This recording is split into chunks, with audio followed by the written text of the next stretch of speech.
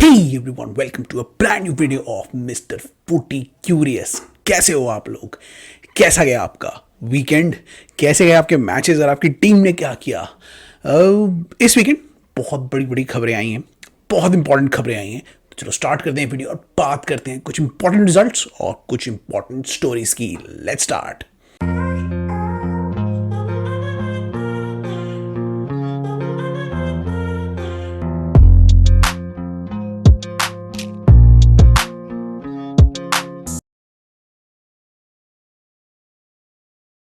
Hey guys, welcome back to the video.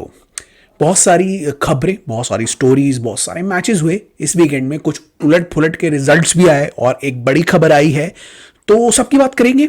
फिर हम उस बड़ी कुछ खबरों की भी बात करेंगे, लेकिन सबसे पहले बात कर लेते हैं कुछ इंपॉर्टेंट मैचेस की जो हुए और ओवरऑल जो रिजल्ट्स आए और कैसी टीम की परफॉर्मेंस रही, मैं उसकी ओवरऑल जनरल बात करूंगा।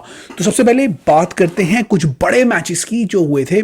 सबसे पहला मैच हुआ था, पीएल से स्टार्ट करते हैं। पीएल में सबसे पहला मैच हुआ था टॉटनम वुल्व्स। तो टॉटनम वुल्व्स में क्या एक्सपेक्टेड था? एक्सपेक्टेड ये था कि टॉटनम जीतेगी क्योंकि वो अच्छा खेल रही है, one of the top teams जो टॉप फोर के लिए मतलब वाई कर रही है और काफी इंटरेस्टिंग और बढ़िया सिस्टम के साथ खेलती है। तो एक्सपेक्टेड तो यही था कि टॉटनम जीतेगी, लेकिन मैंने कहा था, अपने प्रीव्यू में कहा था कि टॉटनम ओपन एंडेड गेम खेलती है और डिफेंस पे इतना फोकस नहीं करती है। तो अगर कोई ऐसी टीम होगी जो डिफेंस माइंडेड होगी, जो थोड़ा अच्छा अटैक करने वाली होगी, तो वो टॉटनम के लिए प्रॉब्लम क्रिएट कर सकती है और वुल्व्स ने वही किया और टॉटनम को हरा दिया।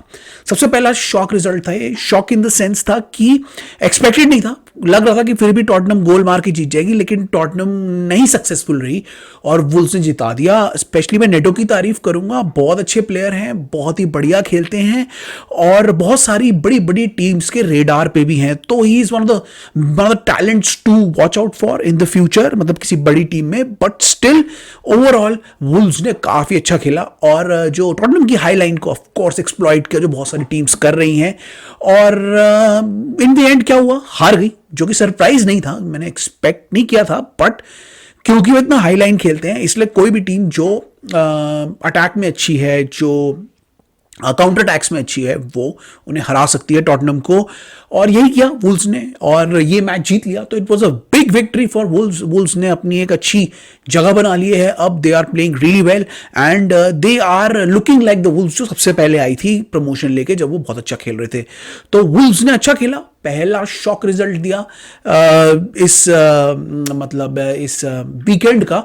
और ऑल्दो सरप्राइज नहीं था, फिर भी शॉकिंग था। मतलब एक्सपेक्टेड था कि जीतेगी, फिर भी था कि हार भी सकती है। तो इट वाज ठीक ठीक, मतलब लोगों को हैरानी नहीं हुई इस रिजल्ट से कि ये हार गई।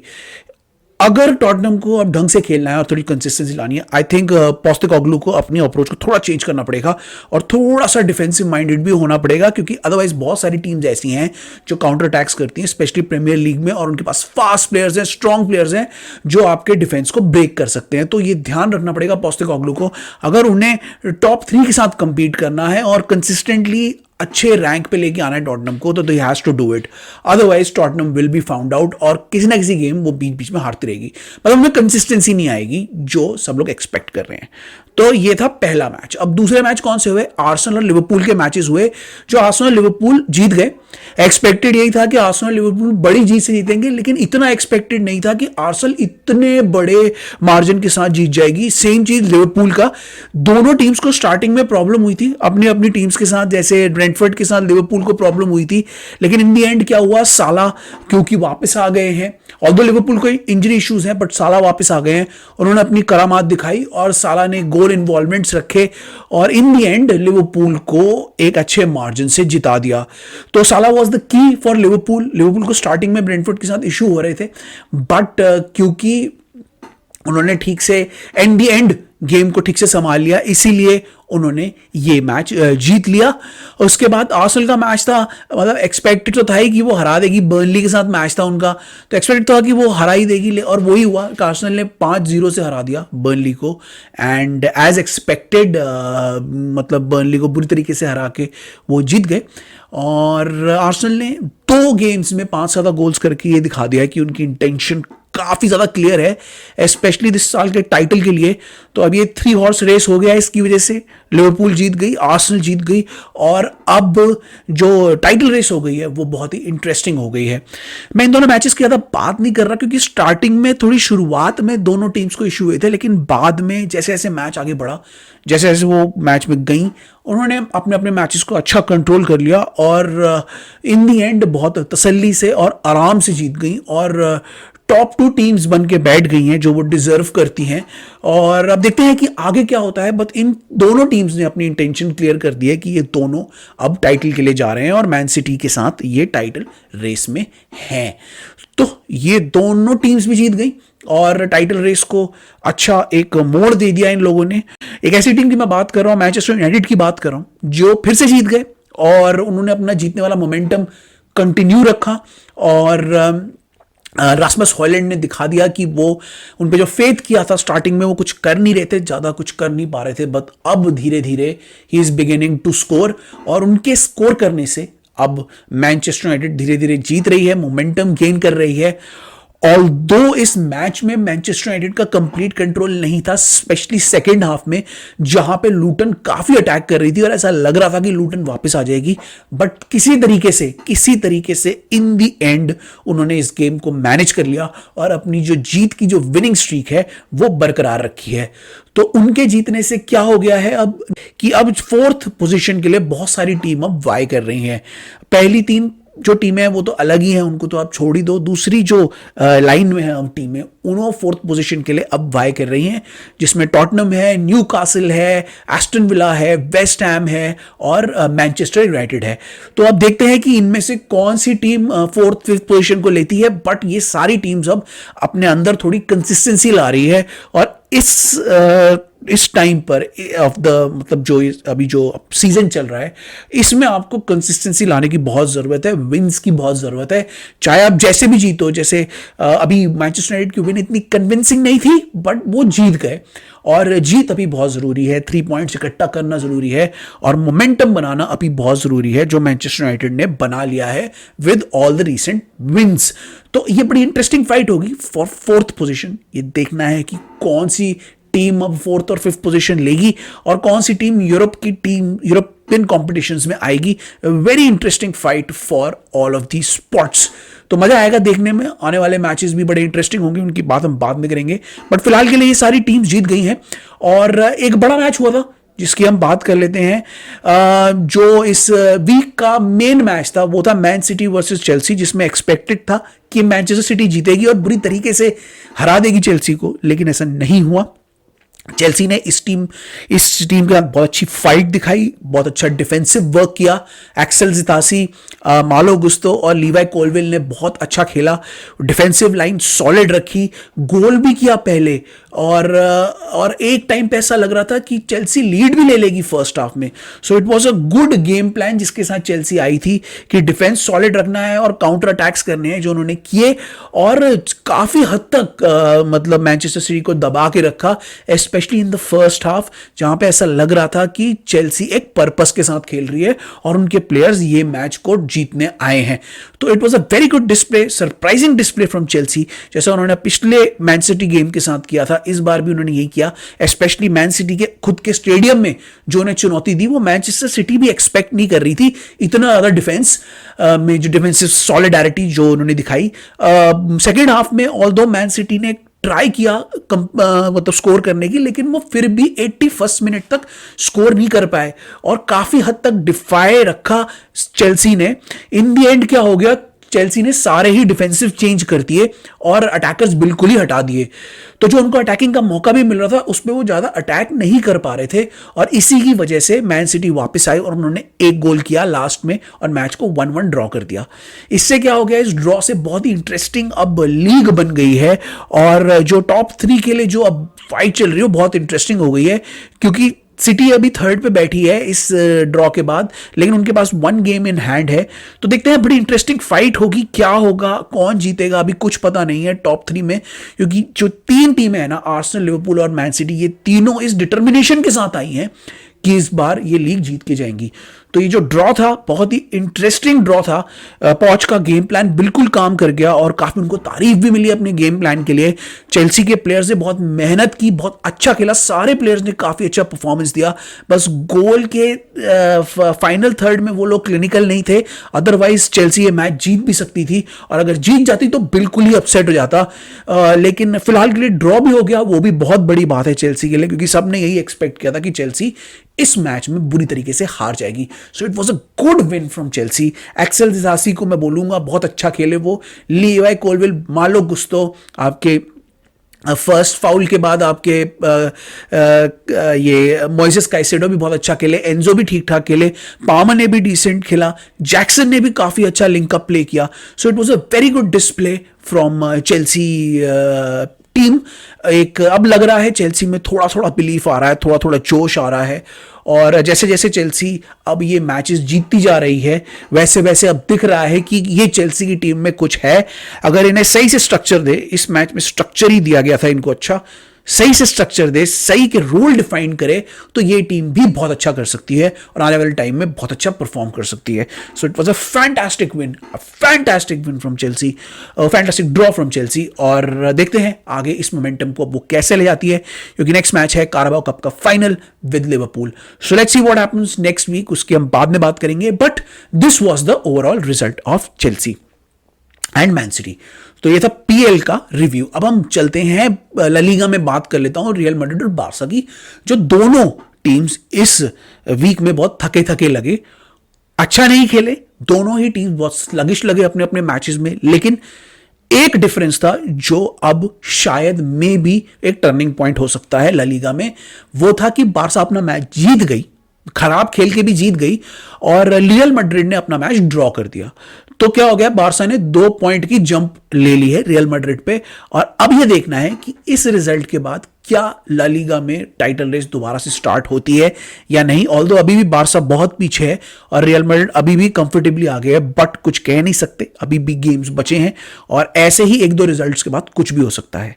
बट मैं ओवरऑल इतना कह दूंगा इन दोनों टीम्स के बारे में, दोनों टीम्स बहुत ही स्लगिश खेल रही थी, दोनों टीम्स अच्छा नहीं खेल रही थी, डिफेंसिवली बहुत पुअर लग रही थी, मिडफील्ड में कोई कंट्रोल नहीं था और अटैक में भी इतने एक्साइटिंग नहीं लग रहे थे। तो दोनों का ये ऑफ डे गया, बस एक को ज्यादा नुकसान हो गया और एक ने विन निकाल ली, बस यही डिफरेंस था दोनों में।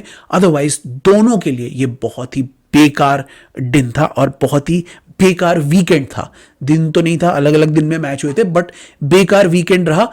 और किसी तरीके से अब 2 पॉइंट की जो अब बढ़त ले ली है, जो आगे हो गए हैं बार्सा, अब देखते हैं इसका फायदा उन्हें कितना मिलेगा आने वाले वीक्स में। But it was overall a decent weekend for Barca, मैं ये कह सकता हूं, because of the points that they gained this weekend. Otherwise इन मैचेस में ऐसा बात करने के लिए कुछ भी नहीं है, दोनों ही बहुत ही बोकस मैच थे। तो ये था ला लीगा का छोटा सा रिव्यू। अब हम बात कर लेते हैं जो बहुत बड़ी स्टोरी आई है, उसका मैं एक और स्टोरी की बात करूंगा, जिसको जो बायर्न म्यूनिख के साथ हुई, जो अपना मैच हार गए, फिर से हार गए, 3rd लॉस था उनका रिसेंट में। और अब इसके बाद बहुत जगह से खबर आ रही है कि टुचेल के ऊपर बहुत प्रेशर आ गया है। अब थॉमस टुचेल की जॉब खतरे में जा रही है और अब उनकी जो बार्सा की मैनेजमेंट है वो ये डिसाइड कर रही है कि थॉमस टुचेल को ये दिया जाए जॉब या नहीं, आगे कंटिन्यू करने दिया जाए या उनको हटाया जाए। तो बहुत सारी स्पेकुलेशंस आ रही हैं, बातचीत हो रही है, कितने मैचेस दिए जाएंगे, क्या दिए जाएंगे भी या नहीं, क्या होगा थॉमस टुचेल का, क्या इसका नतीजा निकलता है, क्योंकि बहुत सारे मैनेजर्स भी अवेलेबल हैं अभी। तो बात चल रही है चाबी अलोंसो भी बायर्न म्यूनिख आ सकते हैं, डिजर्बी हैं, फिर तुम्हारे हांसी फ्लिक हैं, बहुत सारे कैंडिडेट्स हैं फॉर मैनेजरल जॉब, जो कि थोड़ी स्लिप होती हुई लग रही है टुचेल के साथ। क्योंकि थॉमस टुचेल अगर आप बायर्न को देखें, ऑल्दो वो सेकंड है, बट वो बायर्न के स्टैंडर्ड्स को मेंटेन नहीं कर पा रहे हैं, अच्छी फुटबॉल नहीं खेल पा रहे हैं। और बायर्न जैसा स्टैंडर्ड जहां पे एक हार भी उनको बहुत महंगी उनके लिए होती है, उस स्टैंडर्ड में 3 गेम्स हार जाना, बहुत बुरी तरीके से तो नहीं कहूंगा, बट हार जाना is a failure in Bayerns this thing culture. तो अब ये देखना है कि टुचेल क्या अपनी जॉब बचा पाएंगे, क्या उन्हें निकाला जाएगा। बायर्न में फेलियर को बिल्कुल एक्सेप्ट नहीं किया जाता, बायर्न में लीग हारना एक्सेप्ट नहीं किया जाता, कप्स हारना एक्सेप्ट नहीं किया जाता। तो क्योंकि चैंपियंस लीग में भी वो पीछे हो गए हैं, लीग में भी अब हार रहे हैं बायर लेवरकुसन से, इसीलिए ये बहुत ही टेढ़ा सिनारियो हो गया है थॉमस टुचेल के लिए। और अब क्या वो निकाले जाएंगे नहीं निकाले जाएंगे ये तो पता नहीं, पर मुझे ऐसा लग रहा है कि उनकी जॉब अब खतरे में है। मैं अपना ओपिनियन दूंगा तो आई थिंक उनकी जॉब खतरे में है, और ज़्यादा से ज़्यादा उनको एक गेम और दिया जाएगा, उसके बाद उनको हटा दिया जाएगा। तो थॉमस टुचेल का जाना ऑलमोस्ट पक्का ही है, और मेरे हिसाब से ये न्यूज़ कभी भी आ सकती है या फिर एक गेम के बाद आ सकती है। तो बहुत ही इंटरेस्टिंग मतलब वो चल रहा है बायर्न में, प्लेयर्स जेल नहीं हो रहे हैं, टूटी टूटी सी टीम लग रही है। और ऑल्दो वो गोल कर रहे हैं but they are not looking as a team, they are not looking कि वो किसी स्ट्रैटेजी के साथ जा रहे हैं, या उनका डिफेंस सॉलिड लग रहा है, उनका मिडफील्ड वीक लग रहा है, किमिक आउट ऑफ फॉर्म लग रहे हैं, गोरेट्स्का आउट ऑफ फॉर्म लग रहे हैं, केन गोल नहीं मार पा रहे हैं, साने आउट ऑफ फॉर्म लग रहे हैं। तो कहीं ना कहीं कुछ ना कुछ इशू तो हो रहा है बैकरूम में, या तो उनको इंस्ट्रक्शंस ठीक से नहीं जा रहे हैं, या फिर थॉमस टुचेल ढंग से अपनी स्ट्रैटेजी ढंग से उन पर अप्लाई नहीं कर पा रहे हैं, या कुछ कहीं पर इशू हो रहा है जिससे बायर्न म्यूनिख अच्छी नहीं लग रही। तो इसका जो नुकसान है वो थॉमस टुचेल को खामियाजा भुगतना पड़ सकता है, और उनको अब अपनी पोस्ट से हटाया जा सकता है। तो देखना जरूरी है। आप बताना कि आप टुचेल इन हो टुचेल आउट हो, आपको लगता है टुचेल रुकेंगे रहेंगे, या फिर हमारे इस वीडियो निकालने में ही टुचेल की जॉब चली जाएगी। Do let me know in the comments, and अगर निकाले गए तो बताना आपको कैसा लगा। As a Chelsea fan specially आप लोग बताना आपको कैसा लगा कि थॉमस टुचेल को निकाल दिया गया बायर्न से। तो ये तो होगी थॉमस टुचेल की बात। प्लस हम बात करते हैं डैन एशवर्थ की। डैन एशवर्थ ऐसा चल रहा है, माना जा रहा है कि वो न्यूकासल छोड़ के मैनचेस्टर यूनाइटेड ज्वाइन करेंगे, और डैन एशवर्थ और उमार बराडा के आने के बाद मैनचेस्टर यूनाइटेड सीरियस रिक्रूटमेंट करेगी इस ट्रांसफर विंडो और नेक्स्ट ट्रांसफर विंडो में। तो देखना है कि डैन एशवर्थ आते हैं या नहीं, but Dan Ashworth will be a great signing. वो बात कर रहे हैं, आई थिंक अपेरेंटली वो इंटरेस्टेड हैं, और उनको लेने के लिए मैनचेस्टर यूनाइटेड को पैसा देना पड़ेगा, जो इनियोस रेडी है पैसा देने के लिए। तो ऑल द साइंस शो कि डैन एशवर्थ न्यूकासल छोड़ के अब मैनचेस्टर यूनाइटेड आ रहे हैं, और उमार बराडा के साथ this would be the second big signing off the Ineos regime. और इन दोनों के आने से अब मैनचेस्टर यूनाइटेड की जो रिक्रूटमेंट है मुझे लग रहा है पहले से बहुत बेटर हो जाएगी। सुनने में भी आ रहा है पॉसिबल रिक्रूटमेंट कौन हो सकते हैं, पॉसिबल टारगेट कौन हो सकते हैं, जिसमें ओलीसे आ रहे हैं और बहुत सारे नाम सामने आ रहे हैं। तो देखते हैं क्या करते हैं मैनचेस्टर यूनाइटेड, कब डैन एशवर्थ ज्वाइन करते हैं। But this would be a fantastic signing for Dan Ashworth after मतलब फॉर मैनचेस्टर यूनाइटेड आफ्टर उमार बराडा। और इसके बाद मैनचेस्टर यूनाइटेड में सीरियस रेवोल्यूशन हो सकती है जो काफी टाइम से नहीं हुई है। तो देखना है कैसे मैनचेस्टर यूनाइटेड इनियोस अब अप्रोच करता है इसको और कहां तक ले जा पाता है। आप बताना आपको क्या लग रहा है मैनचेस्टर यूनाइटेड क्या करेगा अब, क्योंकि डैन एशवर्थ और उमार बराडा वहां से आ गए हैं मैनचेस्टर यूनाइटेड में। तो आप बताना क्या होगा मैनचेस्टर यूनाइटेड का, क्या वो सीरियस कंपटीशन देगा, सीरियसली लोग हायर करेगा, क्या मैनेजर बदलेगा, क्या प्लेयर्स बदलेगा। आप बताना मुझे अपने कमेंट्स में क्या करेगा मैनचेस्टर यूनाइटेड, कितना सीरियस क्लब बन के निकलेगा आप मैनचेस्टर यूनाइटेड। मुंह से यही बता रहे हैं कि वो सीरियस ले रहे हैं इसको, और बहुत ही इंटरेस्टिंग हुआ देखना कि अब वो क्या करते हैं। तो ये थी कुछ खबरें जो आई थी, इंपॉर्टेंट मैचेस हुए थे और इनसे क्या इंपैक्ट पड़ा है। सारे अपने कमेंट्स करते रहना। वीडियो आने से पहले अगर कोई खबर आ गई तो नीचे कमेंट दे देना और मुझे बताना कि आपको कैसा लगा, अपनी टीम की परफॉर्मेंस से आप कितने खुश हो और कहां पे आप अपनी टीम को देखते हो। तो ये था आज का वीडियो, होपफुली आपको पसंद आया होगा और ऐसे ही हम और वीडियो लाते रहेंगे। हमें लाइक शेयर सब्सक्राइब करो और फॉलो करो। अगर आपको हमारे से वॉच लॉन्ग की उम्मीद है तो आप बताना, हम लोग वॉच लॉन्ग भी कर सकते हैं। अभी मैं करना चाहता हूँ क्योंकि मेरा चैनल इतना बड़ा नहीं है, but we can do watchalongs, I will see what I can do. And अगर आप वॉच लॉन्ग में भी ज्वाइन कर सकते हो तो मेन मैचेस के वॉच लॉन्ग में भी आप हमें ज्वाइन करना and do let us know about your opinions. ठीक है, तो अब मैं निकलता हूँ। I will see you in the next one. Till then it's bye bye from my side, bye bye.